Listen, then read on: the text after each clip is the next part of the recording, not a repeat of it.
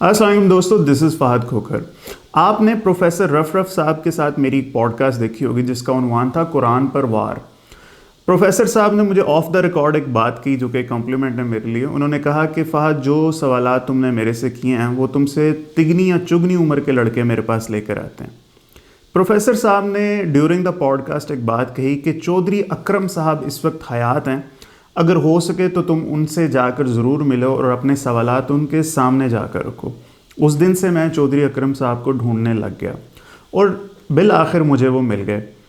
میں نے چودھری اکرم صاحب کو سامنے بٹھایا اور ان کو کہا کہ آپ نے ساری زندگی جو کچھ سیکھا ہے، سمجھا ہے، وہ آپ ہمیں بھی سکھا دیجئے۔ جو آپ دیکھنے جا رہے ہیں اس کو کس بھی ڈیفینیشن سے ایک پوڈ کاسٹ نہیں کہا جا سکتا، کیونکہ اس میں صرف اور صرف سیکھنے بیٹھا ہوں۔ میں نے اس میں چودھری اکرم صاحب سے کوئی بھی سوال نہیں کیا۔ چودھری اکرم صاحب کسی ایک مکتبہ فکر سے نہیں بلکہ ملٹیپل مکتبہ فکر سے فارغ التحصیل عالم ہیں، پی ایچ ڈی ہیں، ملٹیپل انہوں نے کتابیں لکھی ہیں جو امیزون کے اوپر بکتی ہیں۔ 8 سال تک سرگودا یونیورسٹی کے وائس چانسلر وہ رہے ہیں۔ ٹھیک، تو اگر آپ لوگ قرآن پاک کے ایک ادنا سے طالب علم ہیں اور حق کے متلاشی ہیں تو ان کی باتیں ضرور سنیے۔ بہت سی باتیں قابل سماعت تھی مگر قابل نشر نہیں تھی، تو وہ بہت سی باتیں میں نے بزرگوں کی اجازت سے اندر سے حذف کی ہیں۔ آپ کو شاید اس ویڈیو کے اندر اس طرح کا گلیمر نظر نہ آئے جیسے آپ کو باقی پوڈ کاسٹ کے اندر نظر آتا ہے، مگر میں یہ دعویٰ کرتا ہوں کہ آپ کو اس کے اندر بہت سے ہدایت کے موتی ملیں گے جو آپ لوگوں کے لیے مشعل راہ ہوں گے، اور آپ کو یہ بات سمجھ آئے گی کہ ایک بہترین کانٹینٹ کتاب ہمارے پاس ہونے کے باوجود پاکستان اور انڈیا کے مسلمان 500 یا 600 سال دنیا سے کیوں پیچھے ہیں۔ اور اگر ویڈیو آپ کو پسند آئے تو نہ تو آپ نے لائک کرنا ہے، نہ ہی آپ نے سبسکرائب کرنا ہے۔ آپ لوگوں نے صرف اور صرف یہ دعا کرنی ہے کہ اس ویڈیو کے ہر ویور کو خدا تعالیٰ دین اور قرآن پاک کی صحیح سمجھ اور فہم دے۔ قرآن پاک میں ایک بات لکھی ہے اور یہ قرآن پاک میں لکھی ہے اس لیے میں مانتا ہوں، ورنہ میرے جیسا اوت دماغ اس طرح کی بات کبھی نہ مانتا۔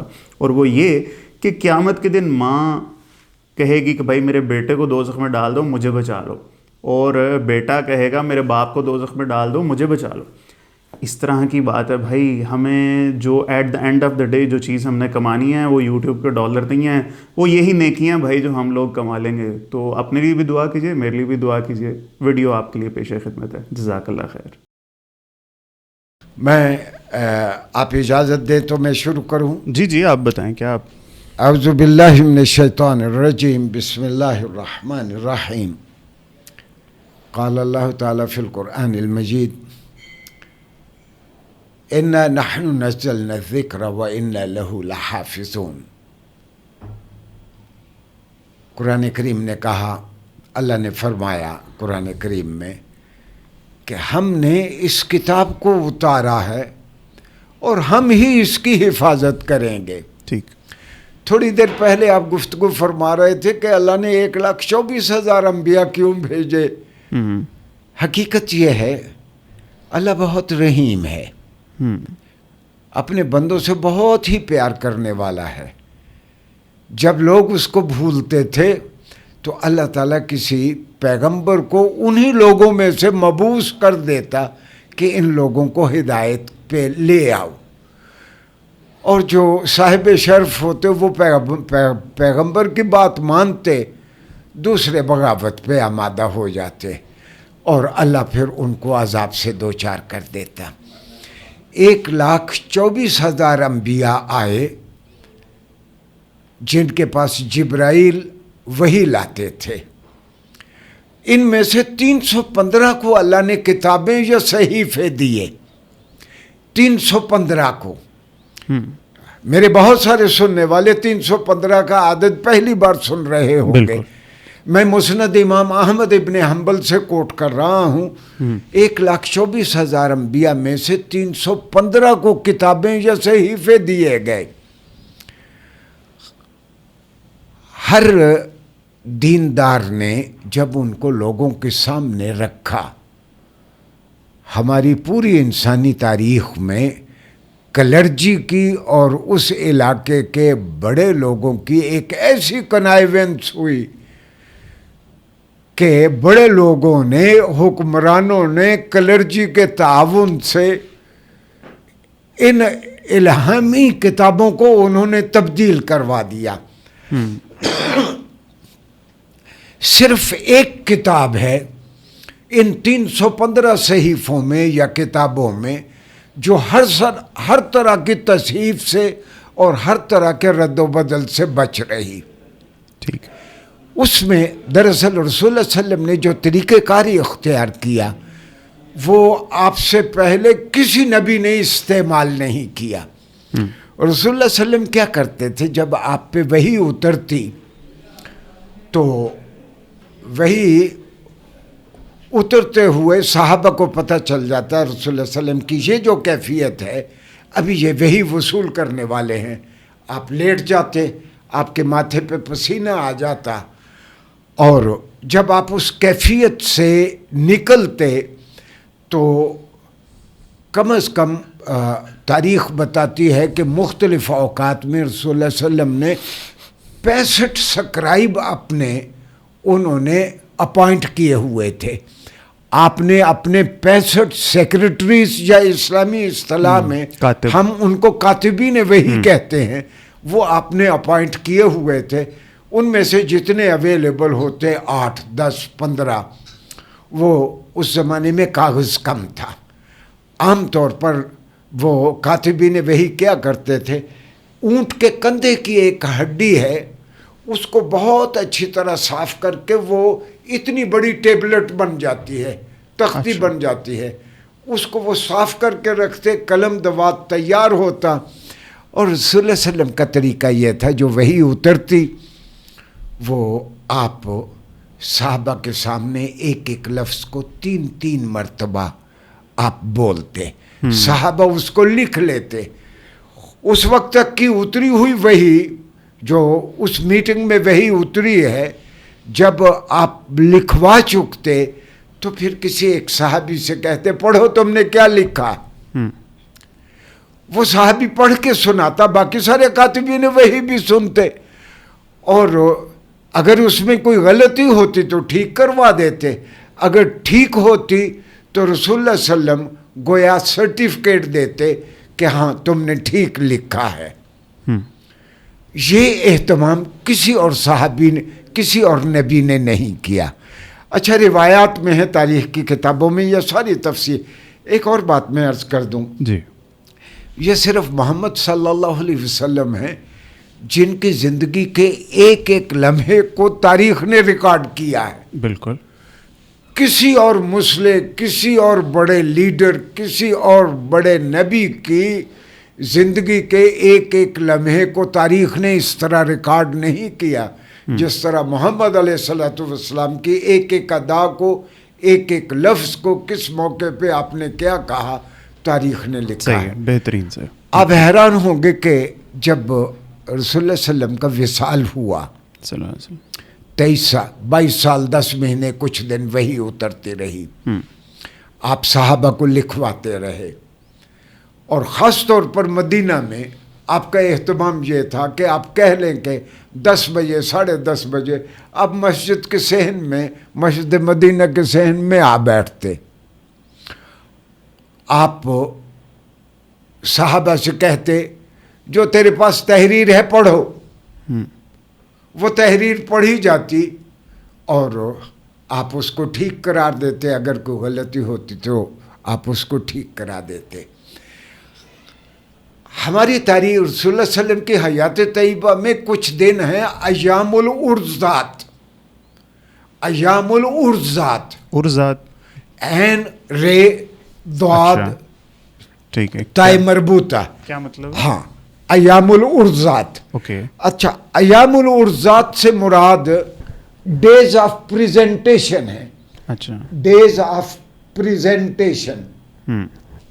عرضہ کی جمع ہے، عرضہ کی جمع ہے عرضات. ایام العرضات وہ دن ہیں جب رسول اللہ صلی اللہ علیہ وسلم منادی کروا دیتے کہ فلاں دن میں فلاں قبیلے میں آؤں گا.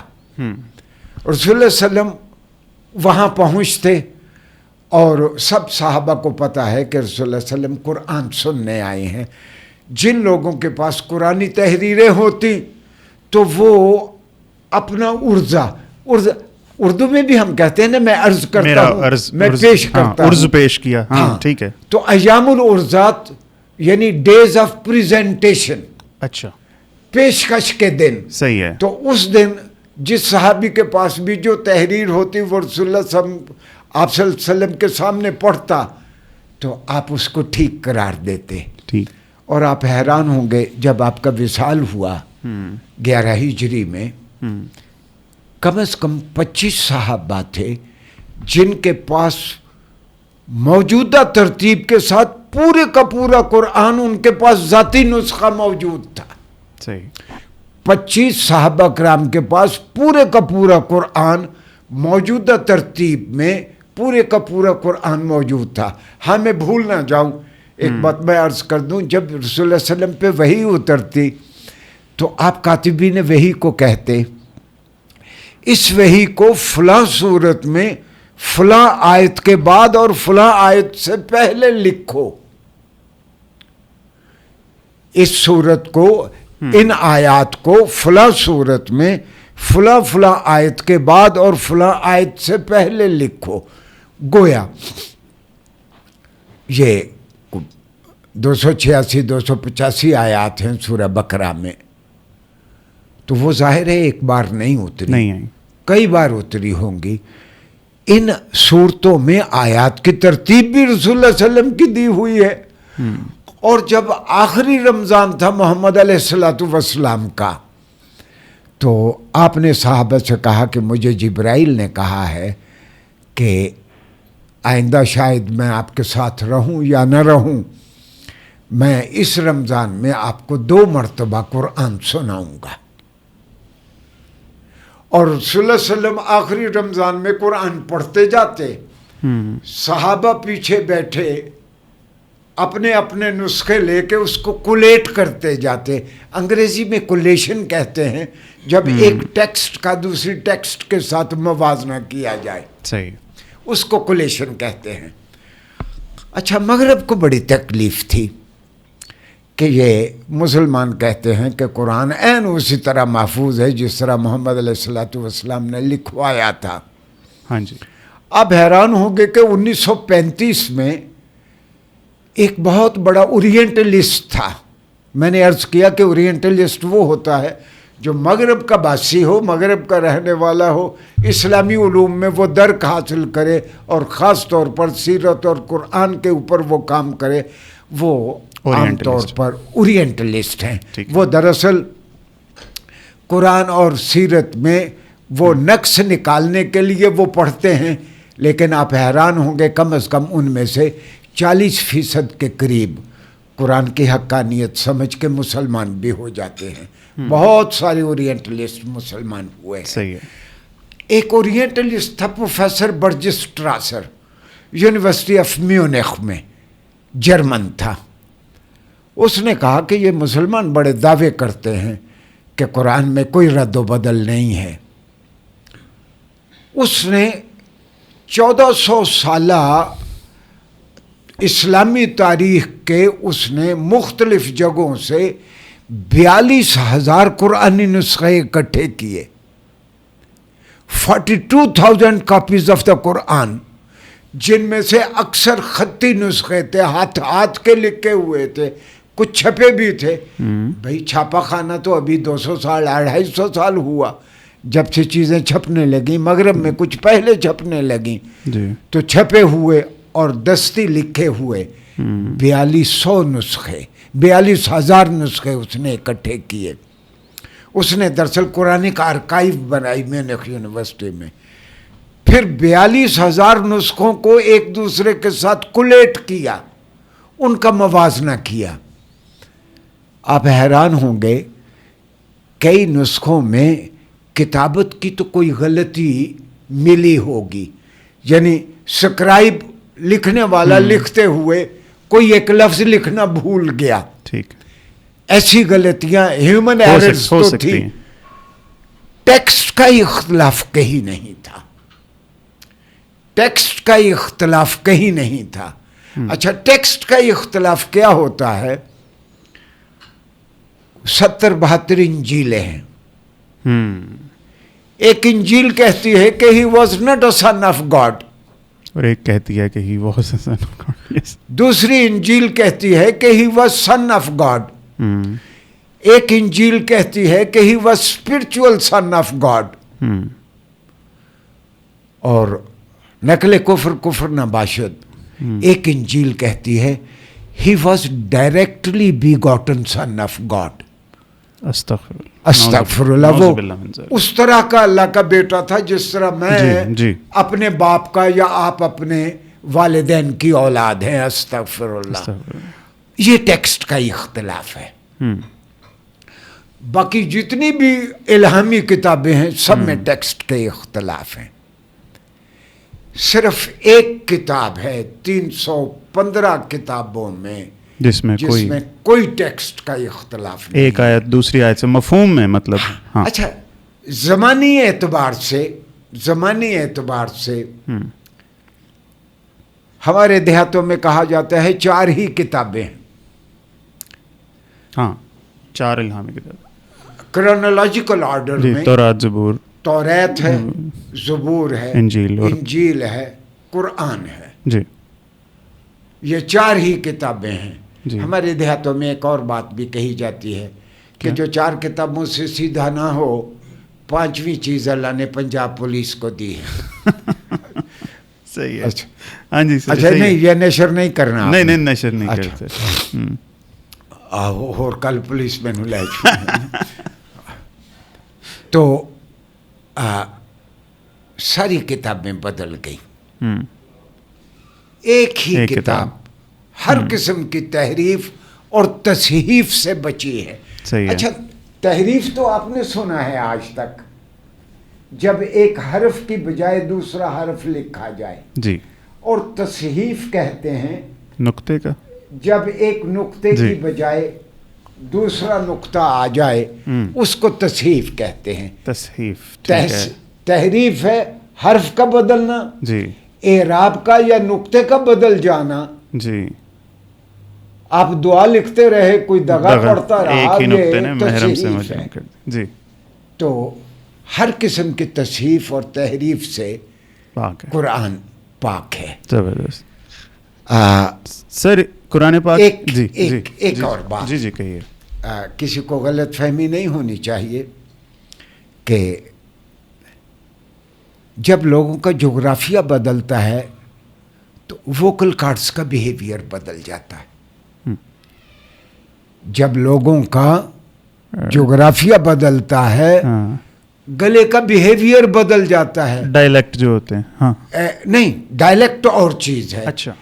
ایک لفظ کی ادائیگی میں انٹونیشن سٹریس بدل جاتے ہیں.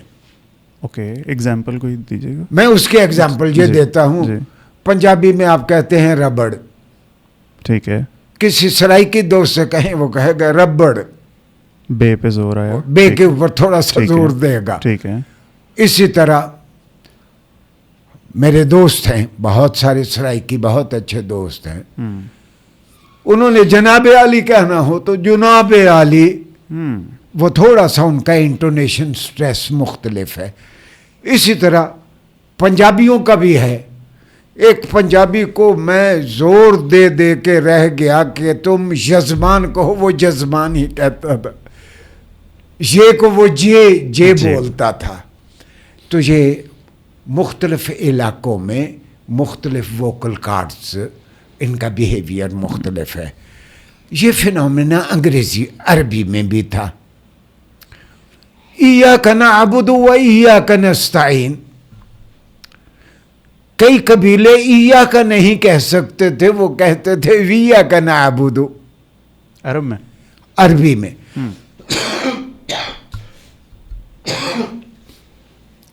ایک قبیلے میں ان کا فصیح ڈائلیکٹ ہی یہ تھا ایاک نعبد و ایاک نستعین. سر سکون سے پانی پئیں، کافی بھی پئیں، آپ ٹینشن فری ہو کے. سمجھے ہی نہ کہ کیمرہ چل رہا ہے. اب آپ دیکھیں نا کہ ایاک نعبد و ایاک نستعین، ویاک نعبد و ایاک نستعین، ایاک نعبد و ایاک نستعین، یہ مختلف قبیلوں کے ڈائلیکٹ تھے. اس سے پریشان نہیں ہونا. مثال کے طور پر یہاں لکھنؤ دہلی کا کوئی اردو سپیکنگ ہو, جی وہ کہے گا کوا خائیں خائیں کرتا ہے, آپ کے یہاں لاہور میں کائیں کائیں کرتا ہے. یہ علاقہ بدلنے سے انٹونیشن سٹریس تھوڑا سا انداز بدل جاتا ہے. مطلب تو دونوں کا سیم ہی ہے. مالک یوم الدین, الحمدللہ رب العالمین الرحمن الرحیم, مالک یوم الدین. کئی قبیلے مالک نہیں کہتے تھے, ملک یوم الدین.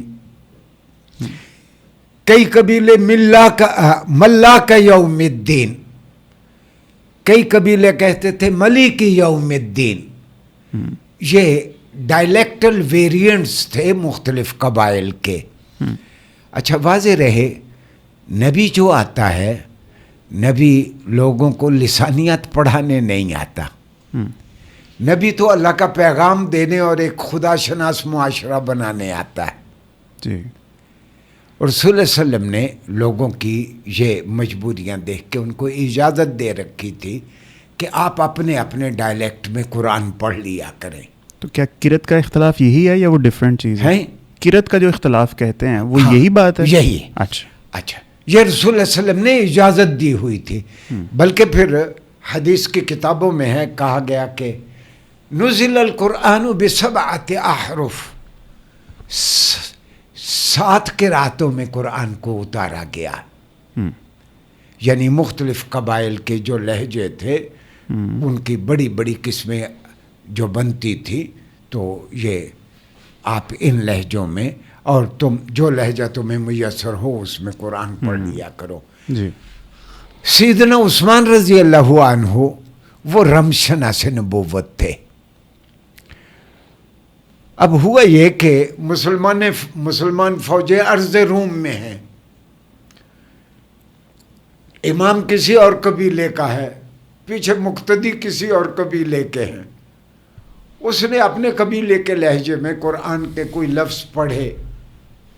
جو پیچھے مقتدی تھے انہوں نے کہا امام صاحب آپ نے غلط پڑھا, ہم نے تو اس طرح سنا ہے. سپہ سالار سے آنا تھا, اس نے سیدنا عثمان کے پاس آدمی بھیجا کہ دیکھو اختلاف قراءات پہ لوگوں میں اب اختلاف ہونے لگا ہے, لڑائیاں ہونے لگی ہیں, آپ اس کا کوئی حل کریں. حضرت عثمان رضی اللہ عنہ نے, جو قرآن کمیشن حضرت ابوبکر صدیق کے زمانے میں تھا, کہ حضرت ابوبکر صدیق کو بخاری مسلم ساری حدیثوں میں ہے کہ صحابہ نے, خاص طور پر سیدنا عمر نے کہا کہ رسول اللہ صلی اللہ علیہ وسلم تشریف لے گئے, جن لوگوں کے پاس قرآنی نسخے ہیں ان کے پاس وہ ذاتی نوعیت کے نسخے ہیں, اور کسی کو پوری سورہ یاسین آتی ہے, کسی کو 6 پارے آتے ہیں, کسی کو 10 پارے آتے ہیں.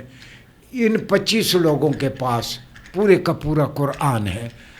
آپ رسول اللہ علیہ وسلم کچھ صحابہ کو 5-6 صحابہ تھے, اگر کسی نے قرآن سیکھنا ہوتا تو رسول اللہ علیہ وسلم کہتے جاؤ فلاں کے پاس چلے جاؤ, جاؤ فلاں کے پاس چلے جاؤ. تو حضرت ابوبکر صدیق نے ایک قرآن کمیشن بنا دیا. قرآن کمیشن نے ساری قراتوں کو مد نظر رکھتے ہوئے وہ عرضات اکٹھے کیے. صحیح. وہ جو رسول اللہ علیہ وسلم کی مجلس میں لکھے گئے, رسول اللہ علیہ وسلم پہ پڑھے گئے, آپ نے ان کو ٹھیک قرار دیا. آپ نے کہا کہ کوئی آیت قرآن میں اس وقت تک شامل نہ کی جائے جب تک اسلامی قانون شہادت کے مطابق اس کے حق میں کم از کم 2 تحریری عرضے نہ ہوں. یہ صرف سورہ توبہ کی آخری ایک آیت ہے, اس کے حق میں صرف ایک عرضہ آیا, اور وہ عرضہ حضرت ابو خزیمہ لائے. ان کو رسول اللہ صلی اللہ علیہ وسلم نے کسی بات پہ خوش ہو کے خطاب دے رکھا تھا, صاحب الشہادتین, جا میں تیرے ایک آدمی کی گواہی کو 2 آدمیوں کی گواہی کے برابر قرار دیتا ہوں. اللہ اکبر. تو وہ ان کا عرضہ تسلیم کر لیا گیا. باقی بھی قرآن کمیشن کے سارے لوگ حفاظ تھے, سب کو پتہ تھا سورہ توبہ ان آیات پہ ختم ہوتی ہے, تو وہ ایک عرضے کی بنیاد پر یہ آخری 2 آیات یا 1 آیت سورہ توبہ کی قرآن میں شامل ہوئی.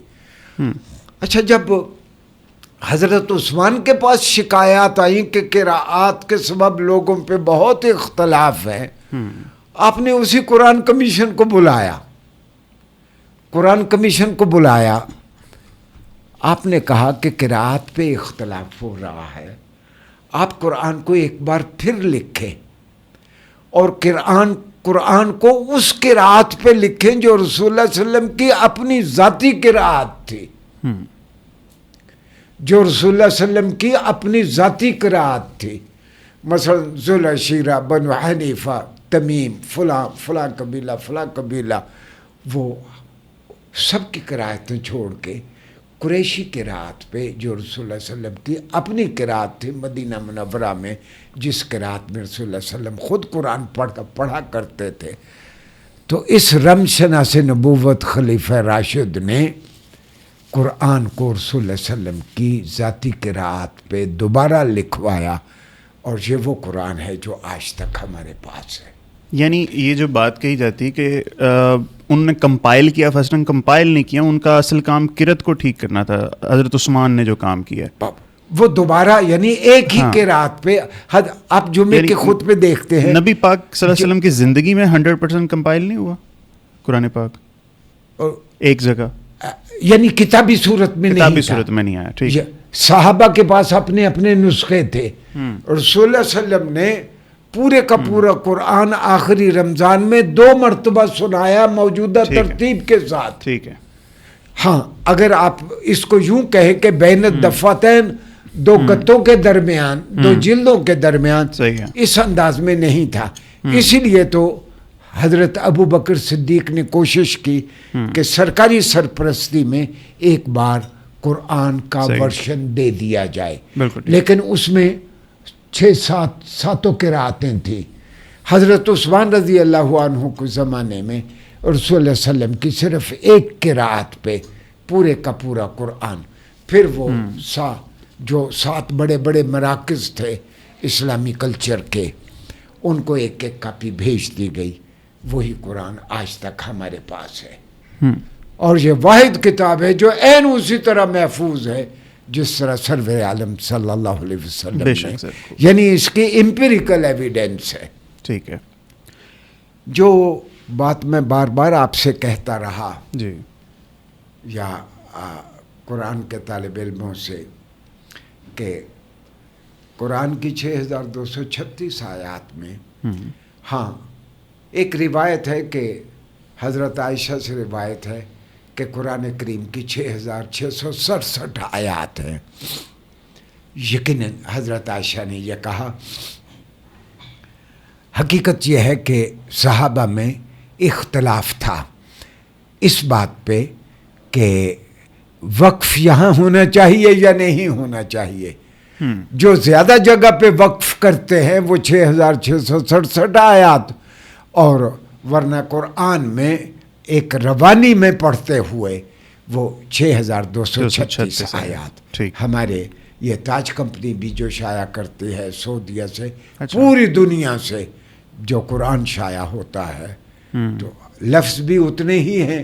آپ 6667 مانے یا 6236 مانے, لفظ بھی اتنے ہیں, نقطے بھی اتنے ہیں, زبر زیر پیشے بھی اتنی ہیں. صحیح. یہ ساری قرآن کو آج تک ہم نے برکت کے لیے پڑھا. بیٹا گھر سے رخصت ہوتا ہے, ماں دیکھتی ہے کہ آج بڑا سج دھج کے گیا ہے, اس کو نظر نہ لگ جائے, چاروں کول پڑھ کے پھونک دیتی ہے. برا خواب آئے آیت الکرسی پڑھ لیتی ہے. یہی قرآن کا مصرف رہ گیا ہمارے یہاں. قرآن سے ہم نے علم نہیں لیا. بخدا قرآن کو ذریعہ علم بنایا ہوتا, میں اس کی 8-7 مثالیں آپ کی خدمت میں پیش کرتا ہوں کہ کیجیے۔ اگر قرآن کو ہم نے ذریعہ علم بنایا ہوتا تو اس وقت آپ پوری دنیا کی قیادت کر رہے ہوتے، کیونکہ آپ علم میں سب سے آگے ہوتے۔ علم ہی اصل انسٹرومنٹ ہے ترقی کا۔ جو قوم علم میں آگے ہے اسی کے ہاتھ میں سروری ہے، اسی کا دفاع سب سے اچھا ہے، اسی کی معیشت، اسی کی سیاست سب سے اچھی ہے جو علم میں آگے ہے۔ ایک بات میں جملہ معترضہ کے طور پر کہہ دوں، سرور عالم صلی اللہ علیہ وسلم آئے، اس وقت پورے جزیرۃ العرب میں صرف 17 آدمی تھے جو لکھنا پڑھنا جانتے تھے، صرف 17 آدمی۔ یہ محمد صلی اللہ علیہ وسلم ہیں جو لوگوں کو کہتے ہیں کہ العلم فریضۃ علی کل مسلم، ہر مسلمان مرد اور عورت پہ فرض ہے علم حاصل کرنا۔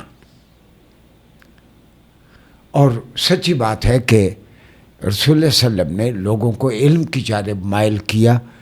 مکہ میں 3 مراکز تھے، ایک تو دار ارقم تھا جہاں لوگ آ کے رسول اللہ صلی اللہ علیہ وسلم سے علم حاصل کرتے، دوسرا سعید بن زید حضرت عمر رضی اللہ عنہ کے بہنوئی کا گھر تھا، تیسرا حضرت خدیجہ بنت خویلد ام المومنین رضی اللہ عنہا کا گھر تھا، جہاں خاص طور پر عورتیں جا کے حضرت خدیجہ سے علم سیکھتی تھی۔ اچھا، ایک سیرت کی کتاب ہے بہت، وفاء الوفا بے اخبار دار المصطفیٰ سمہودی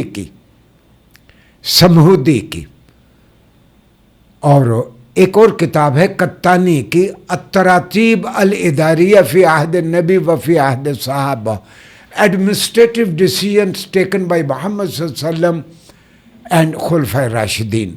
یہ قطانی کی کتاب ہے، یہ کتابیں میرے سامنے ہیں۔ جب آپ مدینہ میں پہنچے، اچھا مکہ میں تو ہر چند 3 مراکز تھے، لیکن سارے مسلمانوں میں علم حاصل کرنے کی گویا ایک تحریک تھی۔ لوگ یعنی کیا کہنا چاہیے بھاگے آتے تھے، ہمیں نئی بات پتہ چلے رسول اللہ صلی اللہ علیہ وسلم سے۔ صحیح۔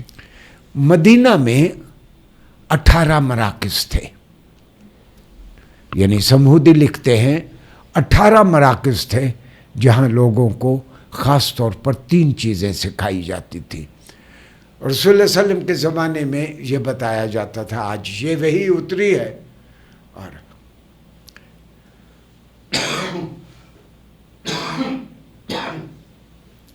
رسول اللہ صلی اللہ علیہ وسلم نے 2 سوشو پولیٹیکل انسٹیٹیوشن قائم کیے، ایک کا نام تھا عرافہ، دوسرے کا نام تھا نقابہ۔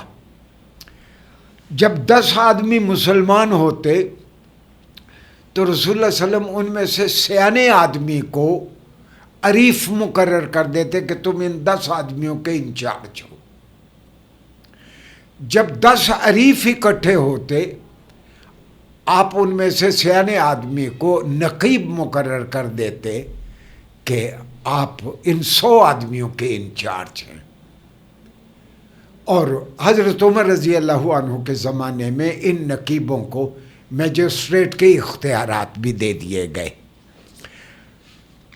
گویا یہ ایک ایسا سینٹر تھا نقیب کا کہ جہاں ان کو ساتھ علم بھی دیا جاتا، جس طرح میں نے عرض کیا کہ سرور عالم صلی اللہ علیہ وسلم کے زمانے میں کہ یہ وحی اتری ہے، وہ نمبر 1 وہ وحی لوگوں کو بتائی جاتی۔ خلفائے راشدین کے زمانے میں لوگوں کو بتایا جاتا کہ اوپر سے یہ حکم آیا ہے۔ دوسرا ان کو یہ بتایا جاتا کہ ایک خدا شناس معاشرہ بنانے کے لیے، ایک کیئرنگ سوسائٹی بنانے کے لیے کیا کیا کرنا چاہیے، ہم کس طرح مل جل کے رہیں۔ ہمارے ساتھ عیسائی بھی ہیں، یہودی بھی ہیں، مشرک بھی ہیں، ہم نے ان کے ساتھ کس طرح معاملہ کرنا ہے، یہ دوسری یعنی ہائر ویلیوز بتائی جاتی ان کو۔ تیسرا ان کو بتایا جاتا کہ حلال ذرائع سے رزق کس طرح کمانا، یہ 3 چیزیں یعنی مدینہ منورہ میں نقیب بتاتے تھے، اور نقیب کا بڑا احترام ہوتا تھا۔ حضرت مصعب بن عمیر، یعنی آپ کو بخاری شریف میں مسلم میں احادیث ملیں گی، عن مصعب بن عمیر رضی اللہ عنہ احد النقباء، مصعب بن عمیر سے روایت ہے جو نقیبوں میں سے ایک تھے۔ تو گویا نقیب ایک ریکگنائزڈ پوزیشن تھی۔ ہاں، میں عرض کر رہا تھا کہ قرآن کو ذریعہ علم نہیں ہم نے بنایا، برکت کا ذریعہ بنایا۔ اس سے انکار نہیں کہ قرآن برکت کا ذریعہ بھی ہے، اس سے بالکل انکار نہیں، یقیناً قرآن برکت کا ذریعہ ہے، موجب ثواب ہے۔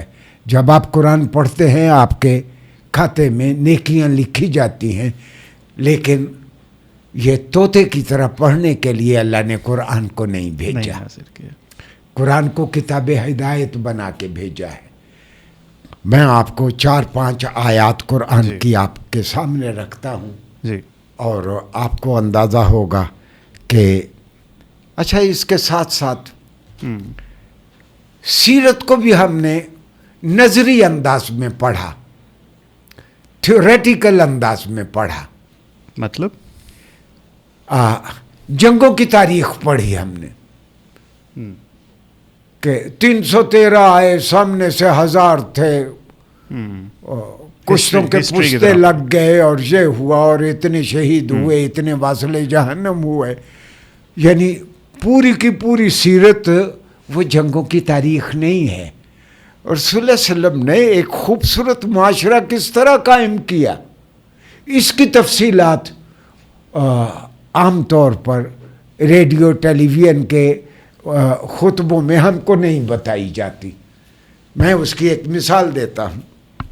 رسول اللہ علیہ وسلم تشریف فرما ہے، ایک صحابی دوڑتے ہوئے آئے، کہنے لگے کہ یا رسول اللہ میں بڑا مشکل میں ہوں، میرے پڑوس میں ایک شخص نے فاؤنڈری لگا لی۔ فاؤنڈری لگا لی؟ اچھا، فاؤنڈری کیا ہوتی ہے؟ جہاں لوہے کو گرم کیا جاتا ہے۔ اچھا، ٹھیک ہے، لوہے کو گرم کیا جاتا ہے اور اس کے بعد اس سے اوزار، برتن، دروازے، کھڑکیاں۔ تو فاؤنڈری وہ جگہ ہے جہاں لوہے کو پگھلایا جاتا ہے۔ کہتا ہے کہ اس فاؤنڈری کا اتنا دھواں ہوتا ہے کہ میں اپنے گھر نہیں بیٹھ سکتا۔ جب وہ لوہا گرم کر لیتا ہے پھر وہ لوہے کو کوٹتا ہے، اتنا شور ہوتا ہے کہ میں اپنے گھر میں اس شور کے سبب نہیں بیٹھ سکتا۔ رسول اللہ صلی اللہ علیہ وسلم نے سیدنا عمر رضی اللہ عنہ کو بھیجا، جاؤ وہ فاؤنڈری والے سے کہو کہ اپنا کارخانہ شہر سے اتنا باہر لے جائے، لوگوں کی صحت سے نہ کھیلے۔ آپ نے وہ فاؤنڈری شہر سے نکلوا دی۔ اب کس کا دل نہیں چاہے گا کہ ہم رسول اللہ صلی اللہ علیہ وسلم کے پڑوس میں رہیں؟ ہر کسی کا۔ جب رسول اللہ صلی اللہ علیہ وسلم مدینہ میں آئے، مدینہ کی آبادی کل 10,000 تھی، اکا دکا مورخوں نے لکھا ہے 11,500 تھی، 10,000 کی آبادی تھی۔ بزنس سارا یہودیوں کے ہاتھ میں تھا، خاص طور پر بنی نذیر یہودیوں کا قبیلہ تھا۔ ایک یہودی تھا ابو رافع، اس کے 4 گوڈاؤن تھے۔ اپنے پیسے کے زور پہ، اپنے سونے کے زور پہ سارا مال ارد گرد سے خرید کے گوڈاؤنوں میں بھر لیتا، گوداموں میں بھر لیتا۔ جب لوگوں کی چیخیں نکلتی تو من چاہی قیمت پہ پھر وہ بیچتا۔ سٹاک، ہاں جی، سٹاک کرنا مطلب وہ سٹاکسٹ تھا۔ سٹاکسٹ کسی ملک کے ہوں، کسی مذہب کے ہوں، ان کا مزاج ایک ہی ہوتا ہے، مال کو اکٹھا کرتے ہیں، جب لوگوں کی چیخیں نکلتی ہیں تو پھر قیمت کا تعین کرتے ہیں۔ صحابہ نے کہا یا رسول اللہ، آپ چیزیں بہت مہنگی ہو گئی ہیں، مارکیٹ میں نہیں ملتی، آپ چیزوں کی قیمت مقرر کر دیں۔ آپ نے کہا میں چیزوں کی قیمت مقرر نہیں کروں گا، میں لوگوں کو ذخیرہ اندوزی نہیں کرنے دوں گا۔ میں لوگوں کو ذخیرہ اندوزی نہیں کرنے دوں گا. ایک دراز قد خاتون تھی, بوڑھی عورت, شفا بنت عبداللہ العدویہ. شفا بنت عبداللہ العدویہ, اس کے ہاتھ میں عصا ہوتا. وہ ایک ایک بڑی دکان پہ جاتی, جا کے کہتی اپنی انوینٹری دکھاؤ, کب مال خریدا تھا, کب مال خریدا تھا, اتنے عرصے سے تو نے کیوں اندر روکا ہوا ہے, تیرے خلاف اقدام ہوگا. یہ حکومت کی طرف سے اسائنڈ, یہ حکومت کی طرف سے انتظام تھا. اور پھر جب مکہ میں بھی باقی شہروں میں بھی اس طرح ایمبوڈس وومن یا ایمبوڈس مین مقرر کر دیے گئے, محتسب مقرر کر دیے گئے صحیح, کہ لوگ اس طرح ذخیرہ اندوزی نہ کریں. تو رسول اللہ علیہ وسلم نے فرمایا میں قیمتیں مقرر نہیں کروں گا, میں لوگوں کو ذخیرہ اندوزی نہیں کرنے دوں گا. بہترین. یہ وہ چیزیں ہیں سیرت کی جن سے ہم سبق لے سکتے ہیں. اچھا, رسول اللہ علیہ وسلم نے ایک اور کام کیا. میں نے جس طرح آپ سے عرض کیا کہ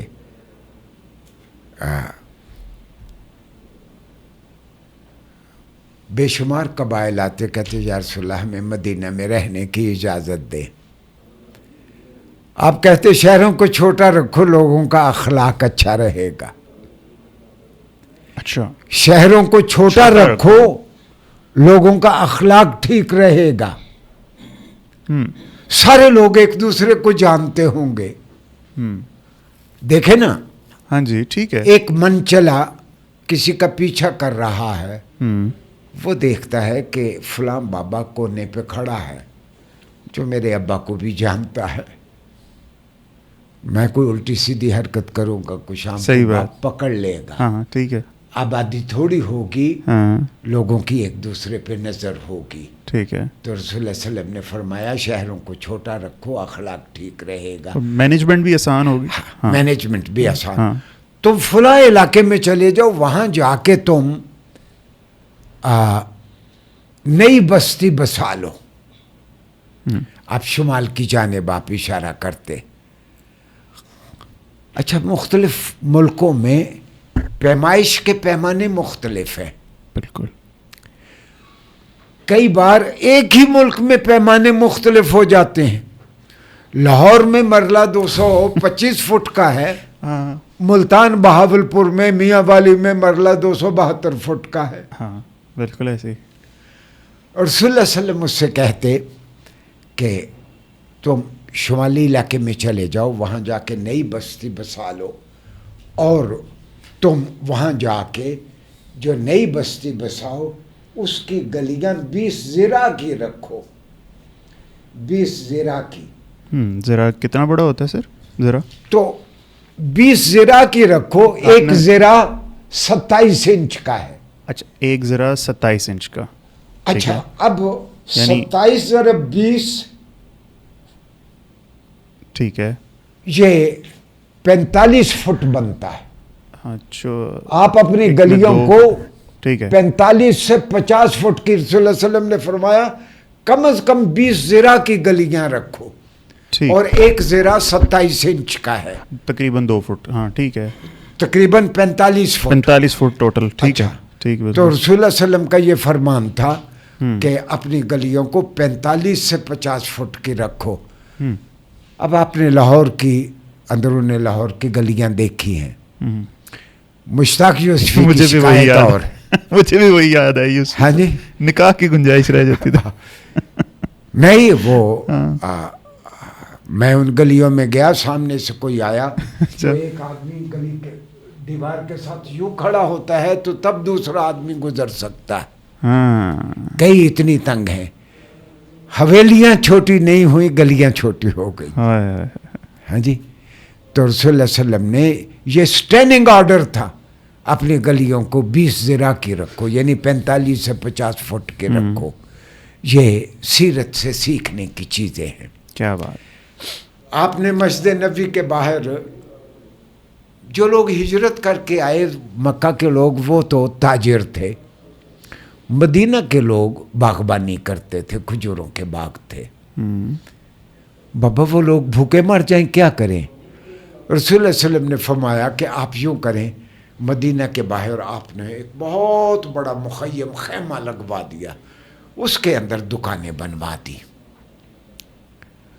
اور یہودی جو باہر سے مال لاتے تھے وہ مدینہ کی مارکیٹ میں کسی مقامی یہودی سے، باہر سے مال لانے والا یہودی رابطہ کرتا، ایک چیز کی قیمت مثال کے طور پر 100 روپیہ ہے، وہ اس سے طے کرتا کہ صبح ہم اس کو 200 روپے میں نکالیں گے، 50 تیرے 50 میرے۔ رسول اللہ صلی اللہ علیہ وسلم نے یہ پریکٹس بند کروا دی، آپ نے وہ مارکیٹ بنوا دی، آپ نے صحابہ سے کہا کہ بہت تھوڑے منافع پہ مال نکال دیا کرو، بہت تھوڑے منافع پہ مسلمان تاجروں نے مال نکالنا شروع کر دیا، مدینہ کی پوری مارکیٹ 1.5 سال میں مسلمانوں کے ہاتھ میں آ گئی۔ صحیح۔ تو یہ رسول اللہ صلی اللہ علیہ وسلم نے آداب سکھائے۔ سر یہ ان 2 کتابوں کا جو آپ نے ذکر کیا یہ انہی کے اندر موجود ہے، سیرت کی ساری تفصیل، لیکن وہ عربی میں ہے۔ اچھا، اب یہی ہے ہمارا ڈائلیما ہے نا، ہمارے ہاں سب سے مشہور ہے وہ رحیق المختوم، اس کے اندر آپ نے بالکل ٹھیک کہا، جیسے جنگوں کی باتیں ہوتی ہیں نا، ایک تو ریٹروسپیکٹ سے چیز شروع ہوتی ہے، پیچھے کے واقعات کیا ہوا، اور پھر جنگوں وغیرہ کی باتیں ہوتی ہیں، میں نے میکرو لیول سے، نہیں مگر نبی پاک کے معاملات کیا ہیں، یا فضائل بیان کیے جاتے ہیں، ہاں، یا ان کی اب دیکھیں نا سر، معجزے بیان کیے مجھے جاتے ہیں۔ آپ رہنمائی فرمائیے گا نبی پاک صلی اللہ علیہ وسلم کی زندگی کا۔ اب میں ایک پہلو جاننے کی بڑی کوشش کرتا ہوں کہ ان کی تجارت اور ان کی ڈیلنگ سے انسپائر ہو کے اماں خدیجہ نے ان کو پیغام بھیجا تھا نا، ٹھیک ہے، اب وہ ان کا بزنس تھا کیا، یہ ہمیں نہیں کچھ بتایا جاتا۔ میری بڑی خواہش ہے کہ کوئی کتاب چھپے انٹرپرنور صلی اللہ علیہ وسلم، اور اس سے پتہ تو چلے کہ جو بھی کموڈیٹیز ان کے علاقے میں تھی، باہر سے ملتی تھی، آپ لاتے تھے، تھوڑے سے منافع پہ آپ بیچتے تھے، اور خدیجہ رضی اللہ، خدیجہ کے ساتھ ان کا جو معاہدہ تھا وہ دیکھیں نا، اللہ نے کہا کہ وما اتاکم الرسول فخذوہ وما نہاکم عنہ فانتہوا، جو رسول اللہ صلی اللہ علیہ وسلم آپ کو دیں وہ لے لیا کرو، اور جو جس سے روکیں اس سے رک جایا کرو، ٹھیک ہے۔ اور پھر اللہ نے کہا لقد کان لکم فی رسول اللہ اسوۃ حسنہ، بہترین ماڈل ہے آپ کے لیے۔ یعنی حضرت عائشہ رضی اللہ عنہا سے کسی نے پوچھا آپ کا اخلاق کیسا تھا، آپ نے کہا کہ کان خلقہ القرآن، محمد صلی اللہ علیہ وسلم کا اخلاق تو پورا قرآن ہے، یعنی قرآن ایک تھیوری ہے، رسول اللہ صلی اللہ علیہ وسلم اس کی پریکٹیکل مینیفیسٹیشن ہے۔ بالکل ٹھیک۔ اور ہمیں پابند کیا گیا کہ ہم نے رسول اللہ صلی اللہ علیہ وسلم کو امیٹیٹ کرنا ہے، اس کو ہم سنت کہتے ہیں۔ صحیح۔ جو رسول اللہ صلی اللہ علیہ وسلم نے کیا اسی انداز میں، تھوڑے سے منافع پہ آپ مال بیچ دیں، سچی بات ہے کہ آپ الٹیمیٹلی وہ مارکیٹ آپ کے ہاتھ میں آ جائے گی۔ جو میں پہلو کہتا ہوں کہ ہم نے ابھی تک مسلمانوں نے اس جانب توجہ نہیں کی، وہ میں 5-4 آیات آپ کی خدمت میں عرض کروں کہ وہ میں پھر دہراتا ہوں آپ کے ساتھ، کاشف سٹاپ نہیں کرنا، بالکل بھی نہیں کرنا۔ نشست میں وہ بات ہوئی تھی کہ ایک زمانے میں سائنس کہتی تھی کہ سن اسٹیشنری، سورج اپنی جگہ پہ کھڑا ہے، مسلمانوں کا ناطقہ بند کیے رکھا کئی عیسائیوں نے، کئی دشمنوں نے، قرآن کے دشمنوں نے، کہ سائنس کہتی ہے سورج اسٹیشنری ہے، تمہارا قرآن کہتا ہے وَالشَّمْسُ تَجْرِي لِمُسْتَقَرٍّ لَهَا، سورج اپنے ٹھکانے کی جانب جا رہا ہے۔ جیسے جیسے علم آگے بڑھے گا، قرآن کی بہت ساری باتیں جو آج تک سمجھ نہیں آئیں سمجھ آئیں گی۔ نیبولا کا تصور آیا، بگ بینگ کا تصور آیا، تو پھر سائنسدان بھی پورا مغرب اور امریکہ چیخنے لگا کہ سورج اپنی منزل کی جانب، اندیکھی منزل کی جانب جا رہا ہے۔ گویا قرآن کی وہ بات جو آج تک دیگر مذاہب کے لوگ اور قرآن کے دشمن اچھال رہے تھے، وہ اب آرام سے بیٹھ گئے۔ قرآن نے کہا یہ آیت کوٹ کیجیے گا, کہاں پہ ہے یہ والی؟ جی سورہ یاسین آیت نمبر 38. جی. وَالشَّمْسُ تَجْرِي لِمُسْتَقَرٍّ لَهَا. اچھا پھر قرآن نے کہا وَالسَّمَاءَ بَنَيْنَاهَا بِأَيْدٍ وَإِنَّا لَمُوسِعُونَ. ہم نے آسمانوں کو اپنی طاقت سے بنایا اور آسمانوں کو ہم وسعت دیتے رہیں گے. آسمانوں کو ہم وسعت دیتے رہیں گے. Expanding universe. تو یہ اب نیبولا کے بعد یہ چیز بھی ہمیں سمجھ آئی کہ اسکائیز آر ایور ایکسپینڈنگ.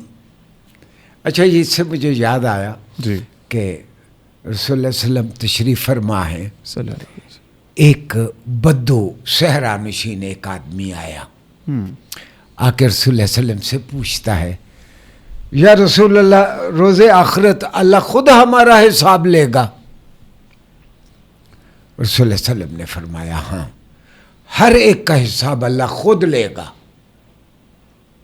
اس نے تو نعرہ لگایا کہ مزہ آ گیا, اللہ میاں خود حساب لے گا. مجلس کے لوگوں نے پوچھا تمہیں ڈر نہیں لگا کہ اللہ میاں حساب لے گا, خود لے گا؟ کہتا نہیں, جب آپ کسی کریم کے قبضہ قدرت میں ہوتے ہیں وہ ہمیشہ مہربانی کا معاملہ کرتا ہے. یہ کسی کمینے کے ہتھے چڑھ جائیں تو وہ آپ کے پھیرے لیتا ہے, صحیح بات, آپ کا بدلہ لیتا ہے. جب آپ کسی کریم کے قبضہ قدرت میں ہوتے ہیں وہ ہمیشہ مہربانی کا معاملہ کرتا ہے. اچھا یہ کہہ کے وہ بدو چلا گیا. جب وہ جا رہا تھا تو رسول اللہ صلی اللہ علیہ وسلم نے 2-3 مرتبہ کہا انہ وجد ربہ, انہ وجد ربہ. بھئی اس نے اپنے رب کو پہچان لیا. کیا اس نے اپنے رب کو پہچان لیا. اب آپ دیکھیں کہ اللہ میاں خود ہمارا حساب لے گا اور انشاءاللہ العزیز قرآن گواہی دے گا کہ یہ میرا دفاع کرتا تھا. انشاءاللہ. اچھا قرآن نے کہا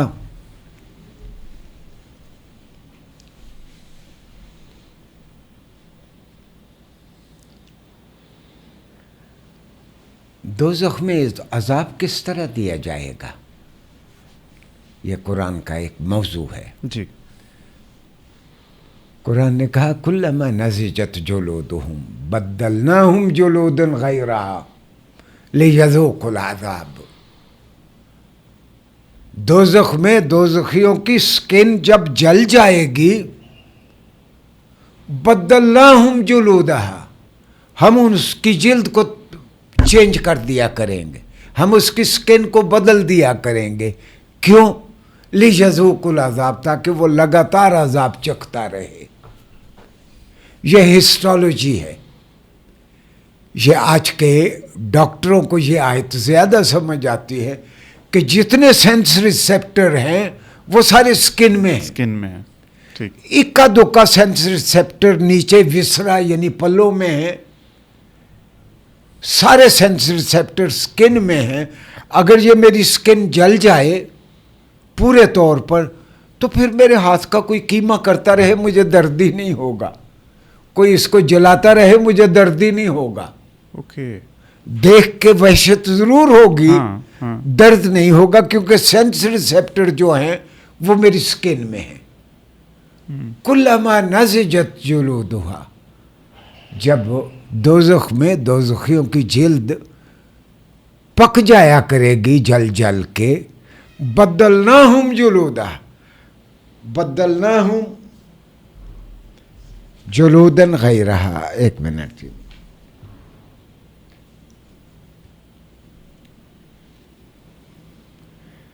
بدلناہم جلودن غیرہا سورہ نساء کی آیت 56 ہے سورہ نساء کی. تو ہم ان کی جلد کو ہم بدل دیا کریں گے تاکہ وہ سینس ریسیپٹر والی پھر آ جائے لیذوقوا العذاب, تاکہ وہ لگاتار عذاب چکھتے رہیں. اب اگر یہ مسلمان, اب ہوتا کیا ہے, یہ چیز دریافتوں کی کہ سارے سینس ریسیپٹر سکن میں ہیں مغرب نے کی, تو تو ڈاکٹر اکرم چودھری نے بھی نعرہ لگا دیا کہ یہ تو ہمارے قرآن میں بھی لکھا ہوا ہے. ہونا یہ چاہیے تھا کہ ہم بتاتے کہ مسلمان خود تحقیق کر کے بتاتے تو خدا کی قسم ہم پوری دنیا کی علم میں قیادت کر رہے ہوتے. کیوں قیادت نہیں کر رہے؟ ہم نے تو صرف برکت کے لیے پڑھا ہے، اس کو ایونیو آف نالج کے طور پر نہیں پڑھا. قرآن نے کہا یخلقکم فی بطون امہاتکم خلقا بعد خلق فی ظلمات ثلاث. اللہ وہ ہے جو رحم مادر میں تمہیں 3 اندھیروں میں پیدا کرتا ہے. 3 اندھیروں میں. میں اور آپ بات کر رہے تھے تھوڑی دیر پہلے. جی بتائیے وہ واقعہ سر. کہ گریز کی اناٹمی ہمارے MBBS کے بچے پڑھتے ہیں، اور گریز کی اناٹمی کو بائبل آف اناٹمی کہا جاتا ہے. بالکل. 1982 میں برطانیہ میں تھا، گلاسکو یونیورسٹی 1451 کی بنی ہوئی، 550-600 سال پرانی یونیورسٹی. تو وہاں گریز کے پائے کا تقریباً ایک آدمی، بہت بڑا پروفیسر اناٹمی کا، جن پروفیسر. جب یہ آیت سامنے آئی تو میں نے ایک دوست سے کہا، میں نے کہا کہ وہ بابے کو فون کرو، اس سے کہو do you confirm this idea that man has been created under 3 darknesses. وہ گورا تو پھڑک گیا، کہنے لگا کہ hang on where are you, کہاں سے بول رہے ہو؟ اس نے کہا میں فلان ڈپارٹمنٹ سے، آئی ایم کمنگ. وہ بھاگتا ہوا آیا. ہم نے پکتھال کا، آربری کا، فلاں کا، یوسف علی کا، اس کا اس کا، سب خاص طور پر گوروں کے ترجمے ہم نے نکال کے رکھ لیے کہ man has been created under 3 darknesses. وہ اناٹمی کا پروفیسر آ کے پوچھتا ہے بائی دا وے وچ بک از دس. ہم نے کہا کہ Muslims claim that it was revealed unto Muhammad, یہ محمد صلی اللہ علیہ وسلم پہ 1400 سال پہلے اتری. کہتے 1400 سال پہلے تو یہ آئیڈیا کسی تہذیب میں بھی نہیں تھا that man has been created under 3 darknesses. اب ہم ان کو ڈارکنیسز نہیں کہتے، لیئرز کہتے ہیں. ایک ووم میں، یوٹرس میں 3 لیئرز ہیں، ایکٹوڈرم، میزوڈرم، اینڈوڈرم. You cut these 3 layers, you pick a cesarean baby. Okay. Muhammad cannot be author of this idea. یعنی وہ گورا کئی مرتبہ اس نے کہا محمد cannot be author of this idea. It is divine design. یہ خدا کا کلام ہے، یہ انسان کا کلام نہیں ہے. خدا کی قسم مجھے بڑی شرم آئی کہ ہم مسلمانوں نے قرآن کو دنیا کے سامنے ٹھیک طور پر پیش ہی نہیں کیا. ہم نے سرور عالم صلی اللہ علیہ وسلم کو بھی دنیا کے سامنے ٹھیک طور پر پیش نہیں کیا. ہم نے ڈھنگ سے سیرت کا تعارف کروایا ہوتا، ہم نے ڈھنگ سے قرآن کا تعارف کروایا ہوتا، ہماری آخرت تو ٹھیک ہونی ہی تھی. اس وقت دنیا کی شکل کسی اور طرح کی ہوتی اور علم کی قیادت مسلمان کر رہے ہوتے. اور قرآن میں کم از کم 1000 کے قریب ایسی آیات ہیں جو آپ کو بتاتی ہیں. آپ بات کر رہے تھے نیبولا کی اور جی کہ بگ بینگ کی.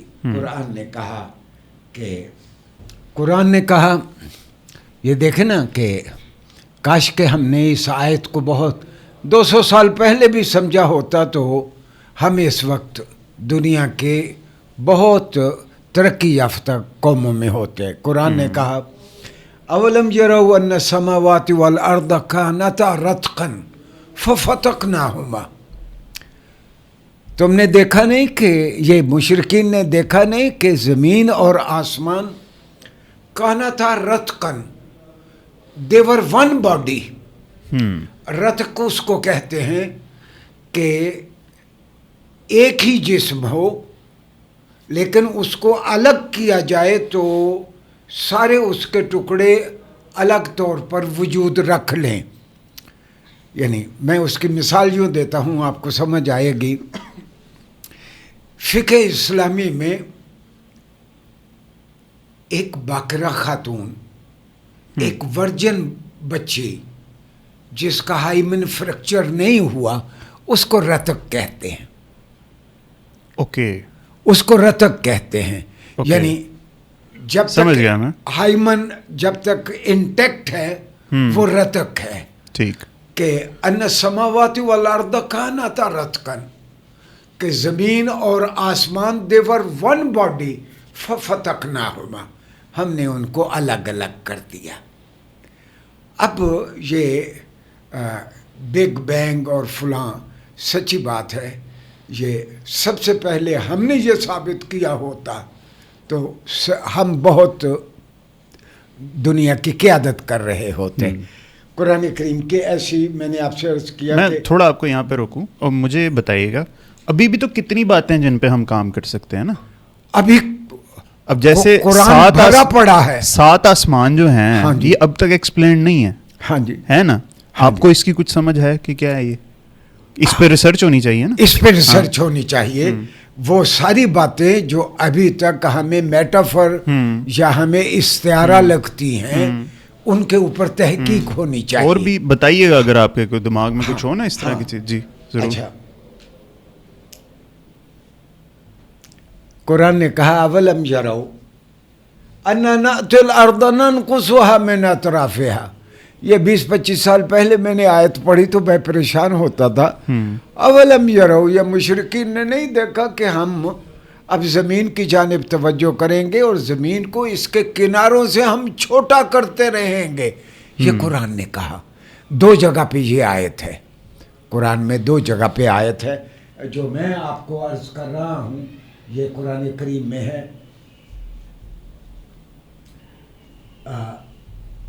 سورہ انبیاء میں اور سورہ رعد میں. سورہ رعد کی آیت نمبر 41 ہے جس طرح مجھے یاد ہے. جی. تم نے دیکھا نہیں کہ اب ہم یہ زمین کو اس کے کناروں سے چھوٹا کرتے رہیں گے. ہوا کیا کہ میں وائس چانسلر تھا، میرے پاس ایک پروفیسر آیا. اس نے کہا کہ doc I have done P H D in marine sciences. میں نے سمندر کے علوم پہ میں نے پی ایچ ڈی کی ہے. وہ یکدم مجھے سمجھ آیا. میں نے کہا کہ میں اس سے پوچھوں، یہ آیت مجھے سمجھ نہیں آتی. ہاں یہ تو ہم نے پڑھا ہے کہ گرمی سے چیزیں پھیلتی ہیں، سردی سے چیزیں سکڑتی ہیں. کیا زمین سکڑے گی سردیوں میں؟ قرآن نے کہا کہ ہم زمین کو اس کے کناروں سے چھوٹا کرتے رہیں گے. دوسری کیفیت یہ ہو سکتی ہے کہ سطح سمندر بلند ہوتی جائے اور زمین کے کئی علاقے سمندر برد ہوتے جائیں، زمین اپنے کناروں سے چھوٹی ہو جائے گی. میں نے وہ میرین انجینئر سے پوچھا یہ بتاؤ کہ ہر سال سمندر کتنا اونچا ہوتا ہے؟ یہ آئس شیٹ ساری سمندر میں جا رہی ہیں، گلیشیئر پگھل پگھل کے سمندر میں جا رہے ہیں. زیر زمین جو پانی ہے وہ بھی ہم نکال کے وہ نالیوں کے ذریعے وہ بھی ہم سمندر میں پھینک رہے ہیں. تو ہر سال سمندر کتنا اونچا ہوتا ہے؟ اس نے کہا کہ ایوریج ہے ہر سال سمندر 0.8 انچ اونچا ہوتا ہے. 0.8 انچ. لیکن 2013 میں یو این او کی رپورٹ ہے قیامت آ گئی، ایک ہی سال میں سمندر 2.5 انچ اونچا ہو گیا. ایک ہی سال میں. اچھا، میں نے کیلکولیٹر پہ 0.8 انچ کو 1450 سے ضرب دی کہ سرور عالم صلی اللہ علیہ وسلم کے زمانے میں جب یہ آیت اتری، میں منوڑا پہ یا کراچی کے ساحل پہ کھڑا ہوتا تو اس وقت سمندر کہاں تھا؟ رسول اللہ علیہ وسلم کے زمانے میں سمندر آج سے 96 فٹ نیچے تھا. 96 فٹ 96 فٹ نیچے تھا. وہ اوپر آ گیا. اب اتنا اوپر آیا ہے کہ مالدیپ ڈوبنے کو تیار ہے. سارے جزیروں پہ ساری دنیا پریشان ہے. نیو یارک کا ایک حصہ ڈوبنے سطح سمندر کے برابر ہو گیا تو میں نیو یارک گیا, میں نے دیکھا کہ وہ پتھر ڈال ڈال کے اس کو اونچا کر رہے ہیں. بنگال کا ایک حصہ سطح سمندر کے برابر آ رہا ہے, وہ بھی ڈوبنے کو تیار ہے. ہالینڈ سطح سمندر کے برابر آ رہا ہے. تو یہ جو اللہ نے کہا کہ یہ مشرکوں نے نہیں دیکھا کہ اب ہم زمین کو اس کے کناروں سے چھوٹا کرتے رہیں گے. دراصل فہد صاحب میں کہنا یہ چاہتا ہوں, قرآن کی ان آیات کو اگر ہم نے وارننگ کے طور پر سمجھا ہوتا تو ہم نے اپنے جنگلات نہ کاٹے ہوتے, ہم نے اوزون کو ڈسٹرب نہ ہونے دیا ہوتا, ہم نے گلوبل وارمنگ انسانوں نے نہ کی ہوتی تو سمندر اپنی جگہ پہ ہوتا. یہ دراصل یہ وارننگ تھی ہمارے لیے. تو آپ حیران ہوں گے کہ قرآن نے کہا سبحان الذی خلق الازواج کلھا مما تنبت الارض. قرآن نے کہا کہ لوگوں تم دیکھتے نہیں ہو کہ اللہ نے جتنی نباتات پیدا کی, جتنی نباتات پیدا کی, اللہ نے ان کو جوڑا جوڑا بنایا, اللہ نے ان کو جوڑا جوڑا بنایا. اور ہمارے آج کا طالب علم قرآن پڑھنے والا قرآن کو سمجھنے کے لیے نہیں پڑھتا, ورنہ سچی بات ہے سیرت بھی ہم اس طرح نہیں پڑھتے, صرف برکت کے لیے پڑھتے ہیں. ورنہ سیرت کی کتابوں میں ایک بات ہے, اور رسول اللہ صلی اللہ علیہ وسلم مدینہ سے گزر رہے ہیں, آپ نے دیکھا کہ مدینہ کے لوگ, اور یہ بات مدینہ کے لوگوں نے بار بار کے تجربے کے بعد ہٹ اینڈ ٹرائل سے سیکھی تھی کہ وہ میل پولن لے کے کھجوروں پہ وہ سپرے کر رہے ہیں. اچھا رسول اللہ صلی اللہ علیہ وسلم بہت ہی باحیا تھے. وہ بخاری شریف میں ہے کان اشد حیاء من العذراء فی خدرہا. رسول اللہ صلی اللہ علیہ وسلم اس کنواری بچی سے بھی زیادہ شرمیلے تھے جو اپنی اوڑھنی میں بیٹھی ہو. رسول اللہ صلی اللہ علیہ وسلم کے کان میں کوئی برا لفظ پڑتا تو آپ کا چہرہ سرخ ہو جاتا. آپ نے دیکھا کہ وہ میل پولن سپرے ہو رہا ہے, رسول اللہ صلی اللہ علیہ وسلم کو حیا آئی. رسول اللہ صلی اللہ علیہ وسلم نے فرمایا اچھا ہوتا اگر تم یہ نہ کرتے.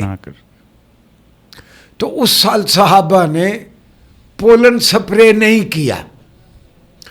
اچھا وہ جو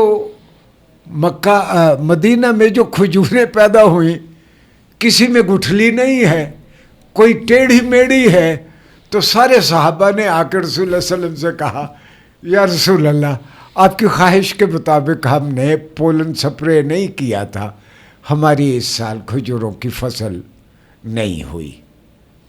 تو رسول اللہ صلی اللہ علیہ وسلم نے فرمایا انتم اعلم بامور دنیاکم, تم وہی کرو جو تم کیا کرتے تھے, تم اپنے ان معاملات کو خوب جانتے ہو. امور دنیا کو گویا رسول اللہ صلی اللہ علیہ وسلم نے اپنی وہ جو رائے دی تھی, آپ نے وہ اپنی رائے وڈرا کر لی, کیونکہ رسول اللہ صلی اللہ علیہ وسلم نے تو وہ کام کہنا ہے جو اللہ کی مخلوق کے لیے جو بہتر ہے. اور یہ نظام ہے اللہ کا کہ اس نے نباتات میں بھی اس نے جوڑے جوڑے پیدا کیے. اور اب بر صغیر کا ایک بہت بڑا عالم اسی آیت کی تفسیر کرتا ہے کہ اللہ میاں کی قدرت ہے کہ اس نے پودوں میں بھی جوڑے جوڑے پیدا کیے. تو مولوی صاحب فرماتے ہیں اللہ نے پودوں میں بھی جوڑے جوڑے پیدا کیے, مثلاً کھٹے اور میٹھے کا جوڑا, مثلاً چھوٹے اور بڑے کا جوڑا. وہ جینڈر تک پہنچے ہی نہیں مولوی صاحب. ہاں میں یہ کیا عجیب بات ہے. اچھا وہ جینڈر تک نہیں پڑھا ہو تو پتا ہو نا, باٹنی پڑھے تو پتا چلے. صحیح. آپ نے چھوٹے اور بڑے کا جوڑا دیکھا ہے کبھی؟ نہیں. میں نے ایک دیکھا ہے, وہ میں گلی ڈنڈے کا جوڑا ہے, اتنی سی گلی ہوتی ہے, اتنا بڑا وہ جوڑا ہوتا ہے. ہاں جی صحیح ہے. تو وہ چھوٹے اور بڑے کا, لیکن قرآن کی انٹینٹ وہ نہیں ہے. قرآن یہاں جینڈر کی جانب اشارہ کرتا ہے. اور اگر ہم نے یہ آیت پہلے سمجھی ہوتی تو ہمارا رویہ اور ہوتا. سچی بات ہے. اللہ اکبر.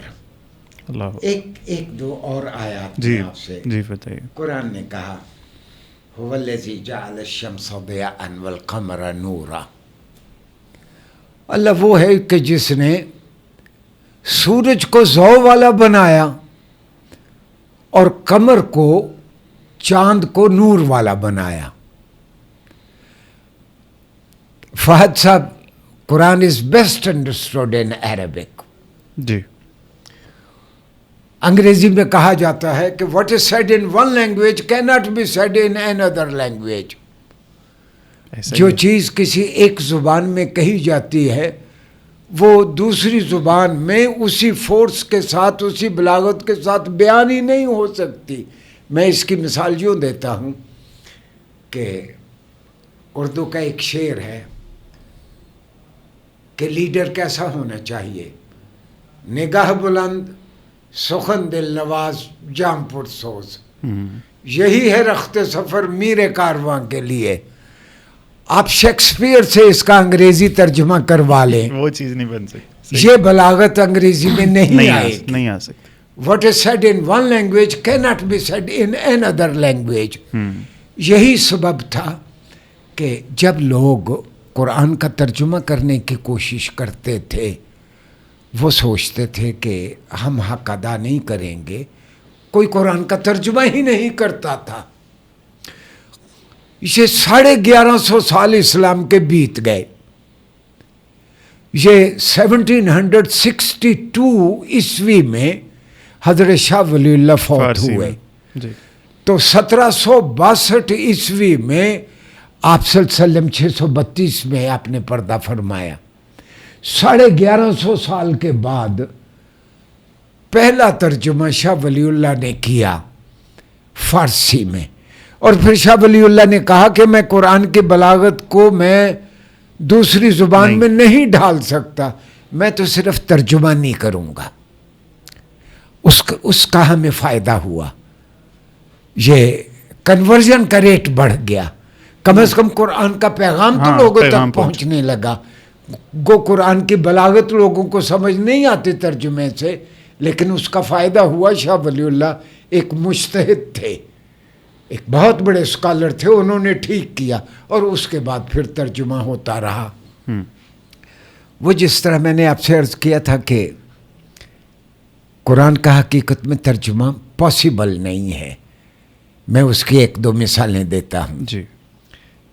شاہ ولی اللہ نے ترجمہ کیا الف لا. اچھا یہ میں عرض کر دوں سننے والوں کے لیے کہ قرآن کا حکم ہے فَإِذَا قَرَأْتَ الْقُرْآنَ فَاسْتَعِذْ بِاللَّهِ.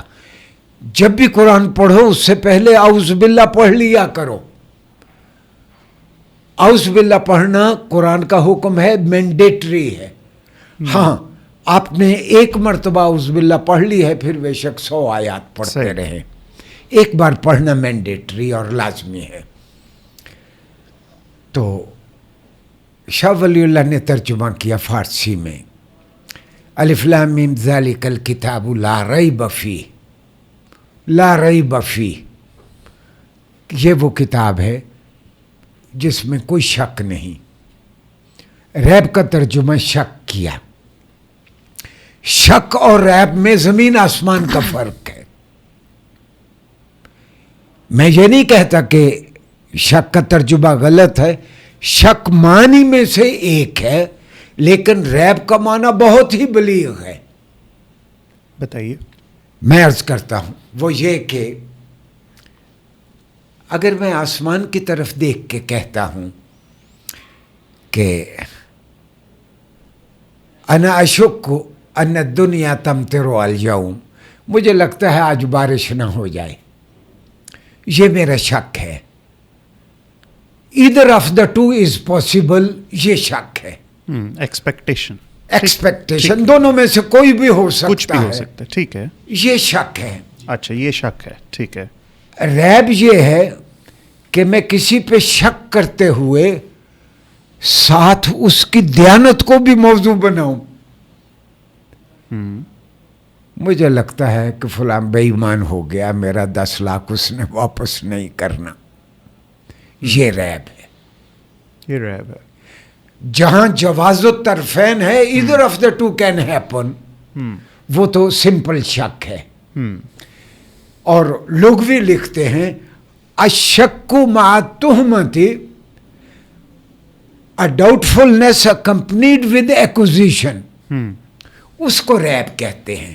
یعنی ریب میں خدا تعالیٰ کی ذات کو بھی ہمیں اندر دیکھ کے سمجھنا ہوگا کہ اللہ تعالیٰ تو اس میں کوئی غلطی کرے گا ہی نہیں, کوئی اس میں نہیں, یہ مطلب اللہ ریب. ہاں, اس کا مطلب یہ ہے ہاں, ذالک الکتاب لا ریب فیہ, یہ اللہ کی جانب سے اتاری ہوئی کتاب ہے, اس میں کسی کی چابک دستی کا کوئی دخل نہیں ہے. جی ٹھیک ہے.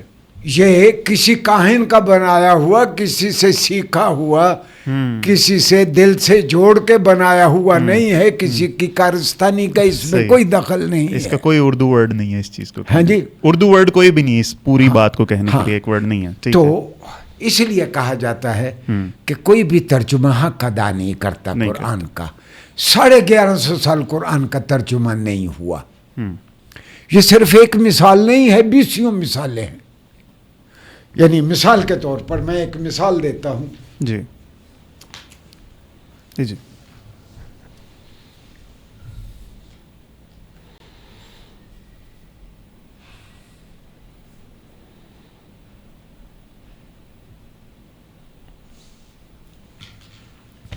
جاء اور اتا. اچھا, جاء کے معنی وہ ایک آیا, اتا کے معنی وہ ایک آیا. ٹھیک ہے. اچھا, لوگ بھی لکھتے ہیں کہ ان میں زمین آسمان کا فرق ہے. ان میں زمین آسمان کا فرق ہے. اگر تو کوئی قریب سے آ رہا ہے تو وہ جا ہے. جا کے معنی وہ ایک آیا, یعنی قریب سے آیا. اگر کوئی ایسے شخص کی جانب سے آپ کو بات آ رہی ہے جس کے ساتھ آپ کی ذہنی مطابقت ہے, وہاں جا ہوگا. اگر کوئی دور سے آ رہا ہے وہاں عطا ہے. اچھا, پھر ہم رسول اللہ صلی اللہ علیہ وسلم ایک قبیلے میں گئے.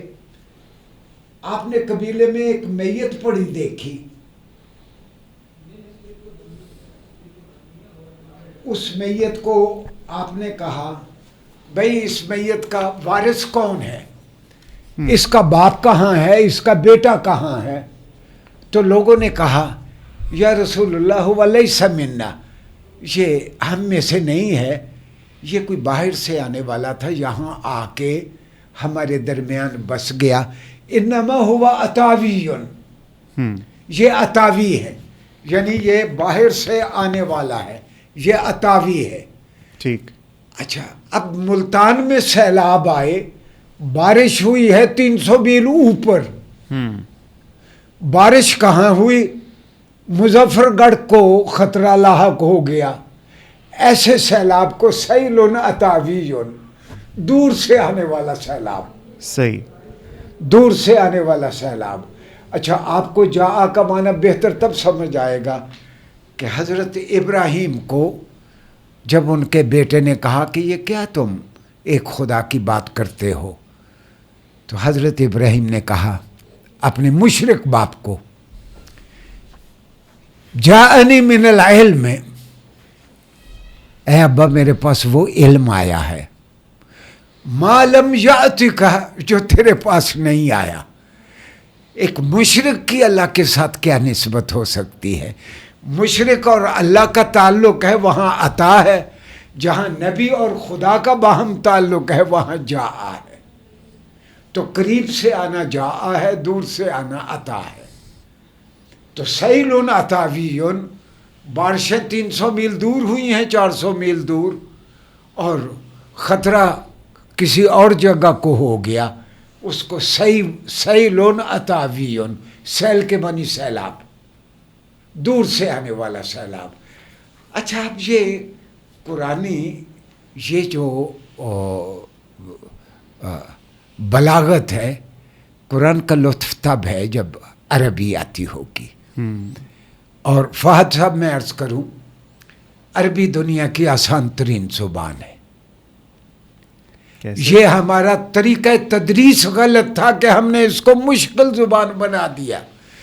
بچوں کو मार मार के गर्दाने रटवाई, अच्छा। और सच्ची बात है कि उनको फिर भी अरबी ना आई। चले बताएं, तरीका बताएं ना फिर। सलीका ये है, एक किताब है बड़ी खूबसूरत, आप दर्दमंद शहदी हैं, कि तरीक़तुन जदीदा फ़ी तालीम अल अरबिया। इसका तो नाम ही इतना मुश्किल है। नहीं, मुश्किल नहीं। अरबी आसान है, किताब का नाम इतना मुश्किल है। जिसे आप मुश्किल कहते हैं, कौन सा लफ्ज मुश्किल है? तरीका तरीका जदीद, आपको फी कई तालीम तरीके अल आते अरबिया। हैं। जी ठीक है। जदीदा मिया, जदीदा, में, फी में, तालीम तालीम अल अरबिया, अरबी अरबिया, जुबान। सही है। अरबी जुबान सीखने का नया तरीका। नया तरीका। ये दो मिस्रियों ने लिखी पाकिस्तानी माहौल के पेश नज़र, अली जारिम और मुस्तफ़ा अमीन। अच्छा, इनका उर्दू तर्जुमा मकतबा इल्मिया ने शाया किया है। ठीक है। ये किताब आप खुद भी पढ़ना शुरू कर दें, हाँ। सच्ची बात है, आपको बुनियादी अरबी आ जाएगी। 3 वॉल्यूम्स हैं इसके। हैं जी, ये 3 वॉल्यूम्स है आपने लिखे? ये 3 अच्छा, वॉल्यूम्स 3 हैं, वॉल्यूम्स। छोटे छोटे वॉल्यूम। अच्छा, छोटे हैं, ठीक ये है। मकतबा इल्मिया 5 लेक रोड, ओके, ठीक है। ओल्ड कैंपस के ठीक है, करीब। मैं तस्वीर भी लगा दूंगा इस पर। हाँ जी, हाँ सही हाँ है। जी, मकतबा इल्मिया में। तो अरबी, मेरा तजर्बा बहसियत अरबी के उस्ताद के ये है, 10-15 लेक्चर्स के बाद बच्चे को बराह रास्त कुरान समझ आने लगता है, अगर वो मेरे पास 15 लेक्चर 1-1 घंटे के ले ले। रोज़ कितना अरसा लगेगा? हफ्ते में 1 लेक्चर ले हफ्ते में 1 यानी 15 हफ्तों के अंदर एक आप डायरेक्ट कुरान पाक पढ़ सकते हो। और लेकिन मैं पिछला सुनता जरूर। हाँ नहीं ठीक है। पिछला यानी असिमिलेट हाँ, किया नहीं, हो ठीक उसने। ठीक ठीक ठीक। अच्छा, एक दूसरा यानी ये मेहनत यकीनन करनी पड़ेगी। कहीं लेक्चर अपने ऑनलाइन भी अपलोड कर दें ये बना के, या सिर्फ ऑफलाइन ही चलते हैं? नहीं, ये मैं कुरान को वैसे मुतारिफ करवाता हूँ। अच्छा। जो फिक्री एतराज़ात हैं कुरान पे, अच्छा। उनका मैं जवाब अंग्रेज़ी, अरबी, उर्दू तीनों ज़ुबानों में देता हूँ। ठीक है। हाँ, तो ये मैंने आपसे अर्ज़ किया था कि अरबी में तो मेरी ये किताब, मक्का यूनिवर्सिटी किताब उनसे शाया हुई।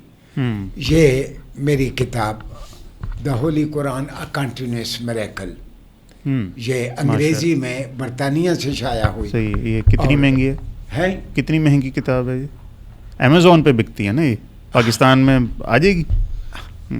सही है। ये अच्छा, assumed synonyms in सऊदिया से है। सऊदिया से। ठीक। यानी ये सिनोनिम ही है ना, जो मैंने जी जी आपसे जी, अर्ज़ बिल्कुल किए बिल्कुल बिल्कुल बिल्कुल। कि रैब और शक, हाँ, हमने इनको सिनोनिम बनाया हुआ है। जबकि सिनोनिम का मतलब यह है कि 100% वही माना हो। हुस्न व जमाल, हम इसको मुतरादिफ मानते हैं। अगर तो किसी की फिगर में तनासुब है तो ये जमाल है। अच्छा। अगर किसी के इक़दामात में एक तरतीब है, वो हुस्न है। गोया विजिबल ब्यूटी जमाल है और इनविजिबल ब्यूटी हुस्न है। अखलाकियात जो है वो हुस्न है। हाँ, वो इनविजिबल ब्यूटी जो है वो हुस्न है। तो अगर इस अंदाज में आप पूरा कुरान, यानी कुरान के ये बुनियादी अरबी की ये चीज़ें देख के अगर आप देखेंगे, मैंने अमेरिका में देखा, एक नया आइडिया आता है, 3 महीने के अंदर वो सिलेबस बदल देते हैं। हमारा रवैया ये है कि साल अगर किसी बड़े आदमी ने कोई बात कही, हम उसी को साबित करने पे लगे रहते हैं। मैं उसके एक मिसाल देता हूँ। अल्लामा अबुल बरकात नसफी, उसकी किताब है अल-अक़ाइद, 1341 ईस्वी में फौत हुए। ठीक। अल्लामा नसफी 1341 ईस्वी में, ठीक है। 1341 AD में, ठीक, 700 साल पुरानी शख्सियत। जी। उस किताब की शरह लिखी अल्लामा सादुद्दीन तफ्ताज़ानी ने। वो 1390 ईस्वी में फौत हुए, 650 साल पहले तकरीबन। ये किताब बहुत सारे अरबी मदारिस में आज भी पढ़ाई जाती है, मौलवी फाजल में भी है, میں نے بھی یہ کتاب پڑھی مدارس میں، شرح عقائد نصفی. اس کا ایک جملہ میں آپ سے عرض کرتا ہوں کہ العین او الجز الذی لا يقبل الانقسام ہما ولا فعلا ولا فردا یسمى له الجز لا يتجزا. The tiniest part of matter which is not further divisible, hypothetically, practically or supposedly, is called الجز لا يتجزا. مادے کا حقیر ترین حصہ جو کسی بھی اعتبار سے فرضی طور پر یا عملی طور پر مزید تقسیم نہ ہو سکے، اس کو یہ کہا جاتا ہے ایٹم. الجز لا يتجزا. آپ اب بھی عربی مدارس میں چلے جائیں، یہ پڑھایا جا رہا ہے. اب بھی پڑھایا جا رہا ہے. میں نے اپنے استاذ محترم سے کہا، میں نے کہا شیخ مسلمانوں کا کمال ہے جسے آپ الجز لا يتجزا the tiniest part which is not further divisible، اس کو انگریزی میں ہم ایٹم کہتے ہیں. 1943 میں امریکہ نے ایٹم توڑ لیا، یہ ایٹم ٹوٹ گیا ہے. مولوی صاحب سخت ناراض ہوئے. تو کل کا چھوکرا کہتے، یہ میں 1967 کی بات بتاتا ہوں، تو کل کا چھوکرا کہتا ہے کہ جو ٹوٹ گیا ہے، علامہ نے لکھا ہے جو نہیں ٹوٹ سکتا. میں نے کہا خدائی قسم میں نے نہیں توڑا، یہ نامراد امریکیوں نے توڑا، مجھ سے ناراض نہ ہو. ہاں 800 سال پہلے علامہ ٹھیک کہتے تھے، آج میں ٹھیک کہتا ہوں کہ جو ٹوٹ گیا ہے. وہ تو علماء اکٹھے ہو کے ابا جان کے پاس آ گئے کہ یہ بدتمیز ہے، یہ علامہ نصفی کو، علامہ سعد الدین تفتزانی کو غلط کہتا ہے. ابا جان ایکسین تھے اس علاقے میں. ایکسین صاحب بھی ڈر گئے کہ کل مساجد میں قرارداد دینا پیش ہونا شروع ہو جائے کہ ایکسین صاحب اور ان کا بیٹا اپنے علماء پہ تنقید کرتے ہیں. ابا جان نے مجھے بہت ڈانٹا، مجھے بات سمجھ آ گئی کہ جو تیرے استاد کہیں وہ آرام سے سنا کرو، تم مت بولا کرو. جی ابا جی نہیں بولوں گا. صحیح ہے. معاملہ رفع دفع ہو گیا. مدارس عربیہ میں ابھی تک ایٹم نہیں ٹوٹا. یعنی بابت شاعی کوئی نہیں، یہ آپ نے شروع کیا تھا. ہیں بابت شاعی کوئی نہیں، یہ آپ نے شروع کیا کام پہلے. ہیں دیکھیں نا، اللہ اکبر. اب انسانی علوم آگے بڑھتے رہتے ہیں، اللہ کا فرمایا نہیں بدلتا، اور رسول اللہ علیہ وسلم کا فرمان نہیں بدلتا. انسانی علوم میں تو ترقی ہوتی رہتی ہے. اس جانب یہ حضرت انسانی علوم بڑھتے رہتے ہیں آگے. اللہ کا فرمایا ہوا، رسول کا فرمایا ہوا غیر متبدل ہے. صحیح. تو یہ مدارس عربیہ کے سلیبس ایک بار ان پہ نظر ثانی ہونی چاہیے. بالکل ٹھیک. صحیح. تب علماء آگے. خدا کی قسم آپ کسی مدرسے کے مولوی کے ساتھ بیٹھے، آپ کو محسوس ہوگا میں 600 سال پرانے شخص کے ساتھ بیٹھا ہوں، وہ آج کی مخلوق ہی نہیں ہے. انشاءاللہ. تھینک یو ویری مچ جی. اللہ آپ کو خوش رکھے.